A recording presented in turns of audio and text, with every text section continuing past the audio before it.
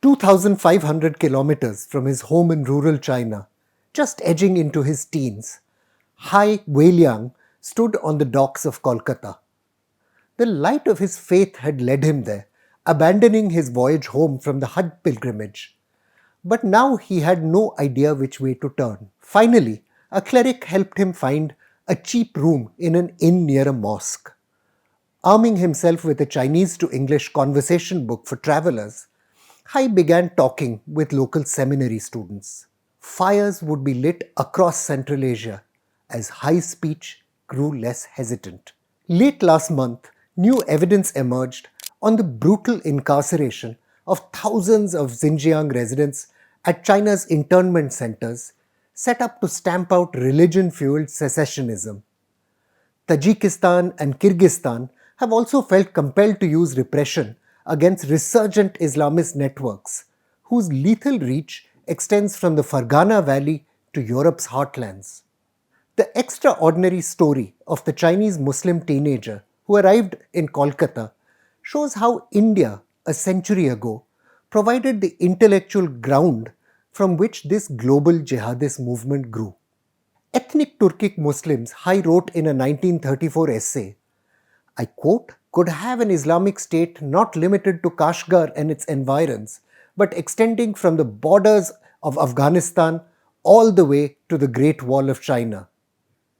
Islamic nations, he exhorted, ought to help them out and cut off the Chinese heathens living there, be they merchants or workers, and refuse Chinese consulates unless they are staffed by Chinese Muslims. The crucible in which this manifesto was forged was not China. It was Hindu-Muslim communal conflict in India. Little but small fragments of Hai's life have survived. In English, there is but one significant biographical account by the scholar John Chen. Hai was born around 1912 in Hunan's Zimushan, close, interestingly, in both space and time to a certain Mao Zedong. Early in his life, Hai's impoverished mother sent him to study at a local madrasa. A talent for languages gained him admission to the Peach Orchard Seminary in Shanghai. In the mid-1920s, Hai was selected for the Hajj pilgrimage, and then came the unplanned stop in Kolkata. Impressed by Hai's prodigious intellect, Zakir Hussain, the founder of New Delhi's Jamia Millia Islamia, allowed him to attend classes at the now famous institution. Later, he joined the Aligarh Muslim University, writing a thesis on the Chinese nationalist leader Sun Yat-sen. Then, just after his teens ended, and having mastered Arabic, Persian, Urdu as well as English in that short time, Hai moved to the Darul Uloom Nadwatul Ulama Seminary in Lucknow. Fin de siècle ideologues in China had begun the process of importing ideas of Islamic purity through Hajj journeys. Imam Ma Wanfu, historian Jonathan Lippmann has recorded, proselytized to replace local Muslim cultures in northwestern China with a new normative Islam. For Hai's generation, though, the question had evolved a little. The relationship between faith, power, and Muslim political aspiration. Likely, Hai first encountered the ideas of the poet Muhammad Iqbal in his time in Lucknow. Early theologians at the Nadwatul Ulama, scholar Mashal Saif has noted, were infatuated with Iqbal and his paeans to Islam's glories. Hai translated Iqbal's famous 1930 address in Allahabad, the Pakistan movement's moment of birth, if you like, and advocated for the wider relevance of his ideas. To his audience, Hai explained his project thus, quote, to lead all Muslim peoples in doing away with the bounds placed on Muslim countries and advocating the re-establishment of the caliphate. Like in India, you see, Muslims in China were a sizable minority, with enclaves of demographic dominance, but scattered across the country.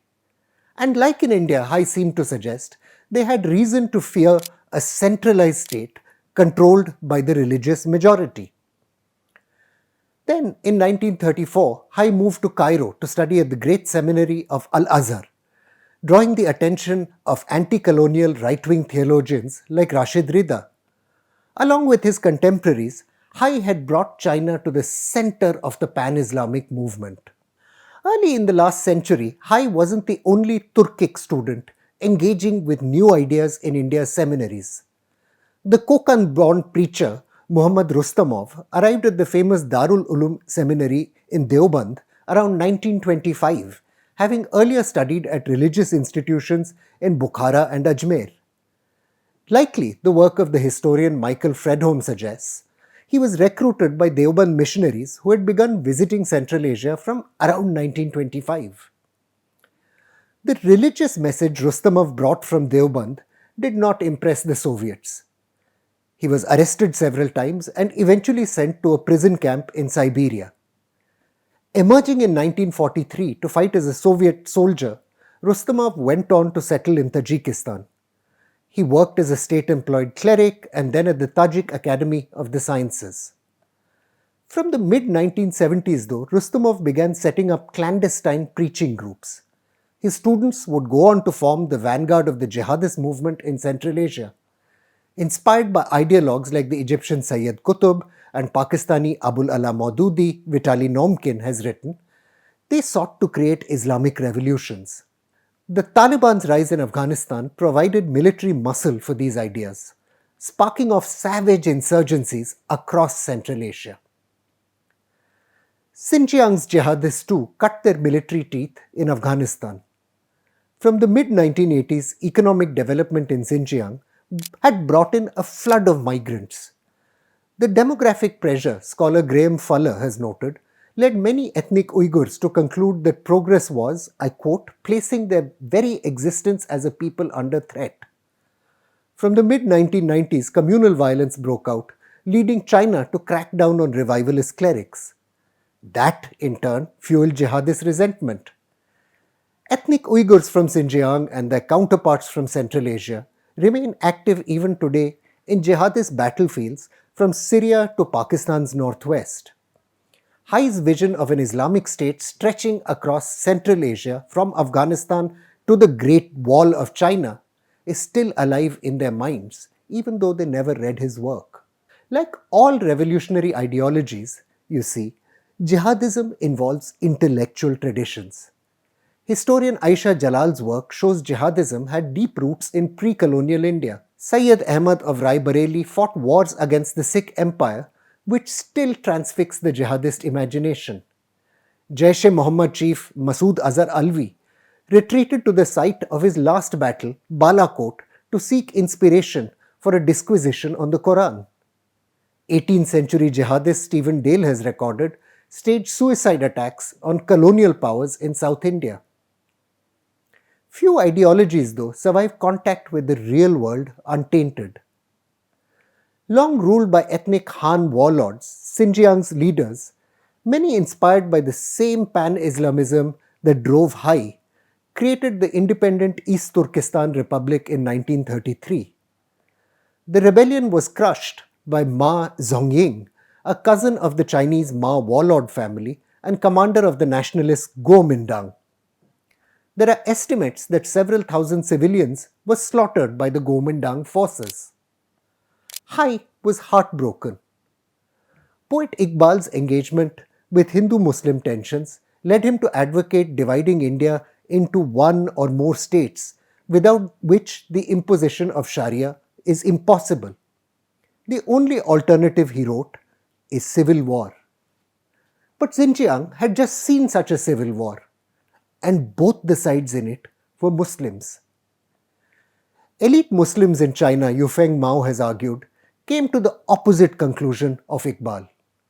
Their best hope of security, they concluded, lay in enmeshing themselves in a strong central state. Hai had planned to remain in Cairo and return only after acquiring further theological qualifications.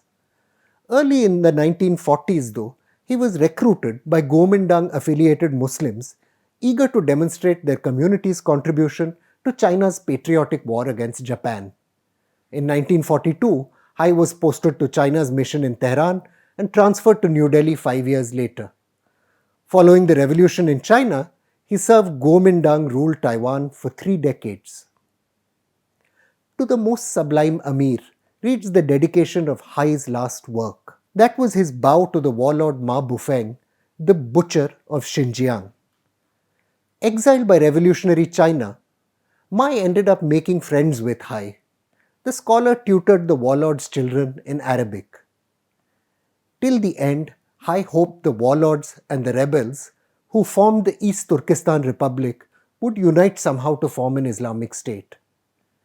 That's the dream his successors are still fighting for. I'm Praveen Swami and I'm National Security Editor of ThePrint.